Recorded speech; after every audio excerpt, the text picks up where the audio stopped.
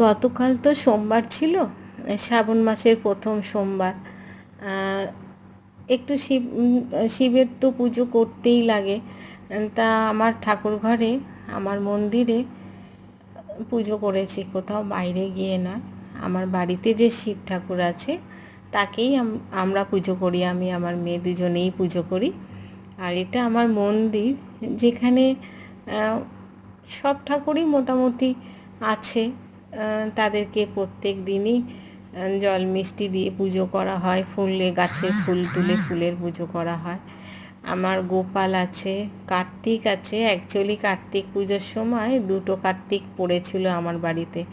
তা বড় কার্তিককে তো রাখার জায়গা নেই অতটা, তাই ছোট কার্তিককে রেখে দিয়েছি, রোজই জল মিষ্টি দিই। আর সব দেবদেবীদের যেমন জল মিষ্টি দিই, সকালবেলা পুজো হয় সেটা করা হয়। আর এই ভিডিওটা শেয়ার করলাম আপনাদের জন্য শিব ঠাকুর।